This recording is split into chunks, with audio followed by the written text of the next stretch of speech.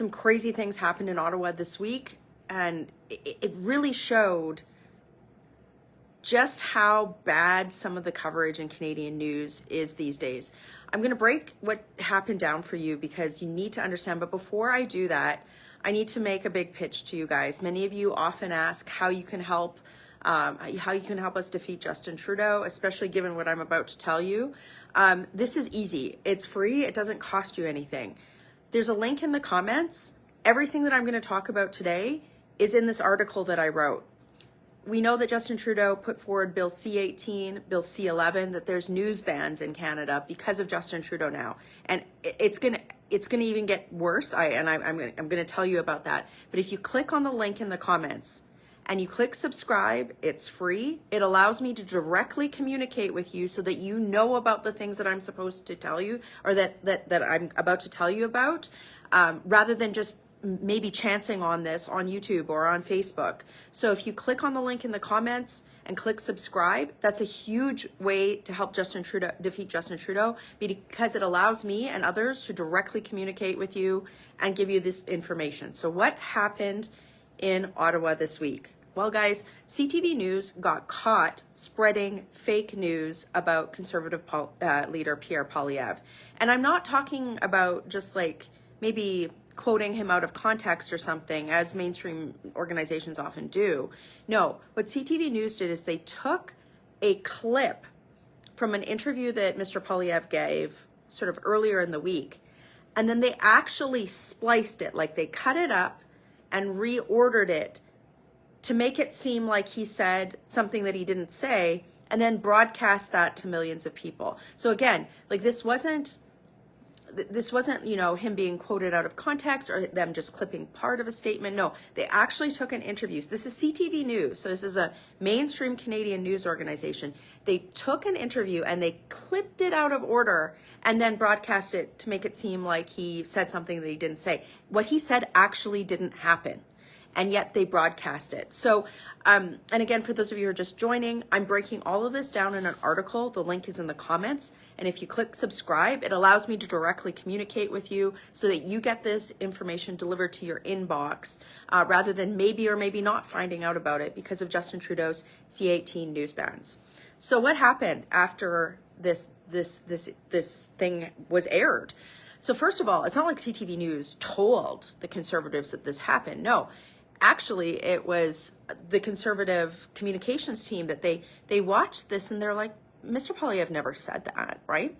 And so they complained about this. They complained and they said, you guys literally broadcast fake news. So what happened was later in the day, CTV put on their Twitter feed, one of their smaller Twitter accounts, a very benign statement. They said, we presented a comment by the official opposition leader that was taken out of context. So they didn't talk about the splicing. They didn't talk about, the fact that they actually took an interview that he was given in a completely different interview and created a new segment. They didn't say that, and they didn't apologize for that. So then the Conservative communications team essentially said, look, if you guys aren't going to apologize and make changes, then Conservative caucus members, of which I'm a part of the Conservative caucus, aren't allowed to give CTV News interviews. And also, we will not be taking meetings with Bell Canada employees, like lobbyists, because Bell Canada essentially oversees that they're the parent company of CTV News. The buck stops with them. So the link that's in the comments breaks all of this down for you, but there were some news media reporters who suggested that maybe like Conservatives shouldn't be complaining about this, that we shouldn't be making a big deal about this, that we shouldn't be asking for changes, right? Because the narrative in Canadian media has been like, well, Conservatives, you just have to take it, you just have to be polite, and it's not polite to do these things. Well, but the thing is like in a day and age where you've got actual misinformation spreading online, and it is a problem, you can't have one of Canada's mainstream news organizations producing and spreading actual fake news. So the parent companies do have a role, right, in ensuring that there's change. So this article is one of the things I put out with regard to this. I really want you to read through this. The link's in the comments. Click subscribe. It's not just about what I'm talking about here. It also talks about how Canada's telecommunications companies, and you all know this, they function as an oligopoly, right? They have preferable regulations from the Canadian federal government. And they do a lot. They lobby a lot. They have a lot of public relations campaigns to keep that regulatory environment the same, right? While we all know that Canadians pay some of the highest cell phone rates in the world, right? And, you know, Bell Canada, the parent company of CTV News, you know, a recent Quebec judge described the customer service experience one person received from Bell Canada as Kafkaesque. The link to this is all in the article that's in the comments.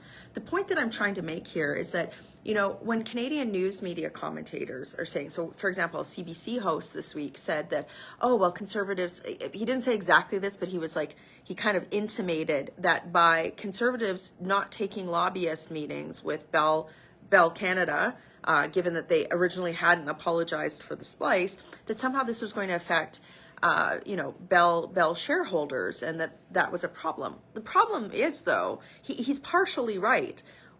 By Bell Canada not having this level of quality control for CTV News that prevents them from putting out fake news, it actually impacts whether or not people like you, if you're watching this today, you know, trust and believe them as a news outlet, right?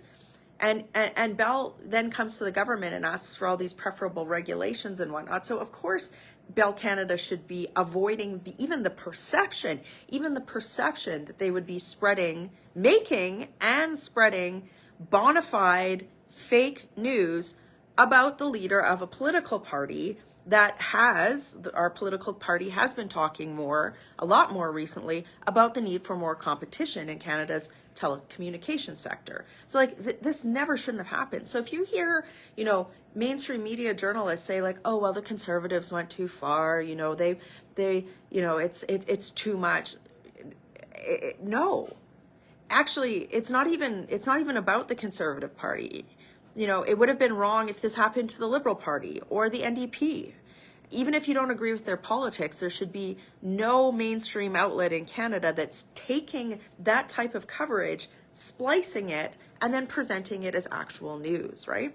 But here we are. This is the day and age that we live in Justin Trudeau's Canada. We know that Bill C-18, you now can't see news on Meta's platforms, right? It's a lot more difficult to get news. It's a lot more difficult for new media and independent media outlets to start up because of these news bans. And this is exactly what Justin Trudeau wants. Do you really think that he wants independent journalists holding him to account? Of course not.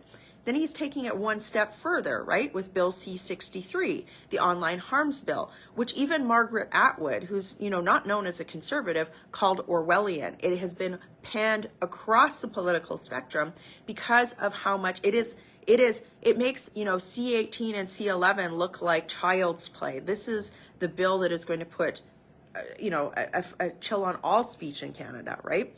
So this is why, you know, I have to make a pitch to you. Share this video. If you're watching this on YouTube, hit subscribe, but more importantly, hit subscribe on the link that's in the comments. And why? Because we know that, you know, major social media platforms, they decide what you see, right? They're a middleman. Then you layer on top of that Justin Trudeau's Bill C-18, Bill C-11, now Bill C-63. You know, who knows? Maybe I would get hauled in front of a human rights tribunal for saying something like this. We don't know. But this is why I've been writing longer form pieces in my role as a member of parliament, because I want to directly communicate with you. I want to cut out all the middleman. And so if you click on the link that's in the comments and click subscribe, I try to compile links so that you can understand what's happening in Ottawa as I see it, as a legislator, right? Even if you don't agree with me on my political viewpoint, the reality is now under Bill C-11, Bill C-18, potentially with Bill C-63, although we're trying to stop that bill, you know, my voice might get silenced. It's certainly been diminished, right? Because even if I did talk to the mainstream news, you know, how do I know that something like this that happened with CTV isn't going to happen again? So again, this is my big pitch to you. in order to be informed about what's happening in Canada, you do need to subscribe to independent sources of information. I'm giving you a free one. The link's in the comments and you can click subscribe. I'll close with this. After all of this, after a lot of, other journalists and stuff saying that conservatives have went too far, late last night, lo and behold, after Mr. Poilievre had made these statements about not taking meetings with lobbyists and whatnot, what did CBC do, or CTV do? They actually said they admitted to splicing the content. They put out, this is a landmark statement. And again, the link is in the comments. I'll make sure to have a link in there for you as well. But they admitted to it.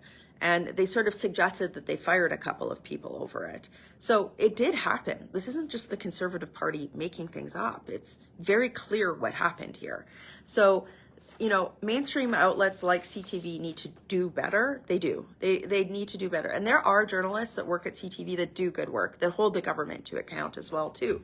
Their voices need to be heard. But this is why Justin Trudeau needs to repeal Bill C-18. He needs to stop Bill C-63. We know he's not going to do that. That's why we need a new Conservative government. So my pitch to you today is this. Click on the link in the comments. Read this whole article so you can see what happened, you can inform yourself, but also so I can stay in touch with you. I write about all sorts of things that I see happening in Ottawa that don't necessarily get mainstream coverage, even things that I find out, like, I'll be writing a piece in the next few days, I hope, on the fact that I found out, like, that the Heritage Canada, or an agency under Heritage Canada, had spent $15,000 renting houseplants for a fancy party at a festival in Austin. These are things you need to know about that don't necessarily get reported on, and they don't get into the mainstream news. So click subscribe, share this video, and just know that, we have to demand better from these news organizations. Yes, we need strong journalism in Canada. Yes, we need the government to be held to account by a strong independent journalist corps in Canada. But we also can't tolerate it when mainstream outlets put out actual fake news. Click subscribe, click share. Working hard for you. Have a great day.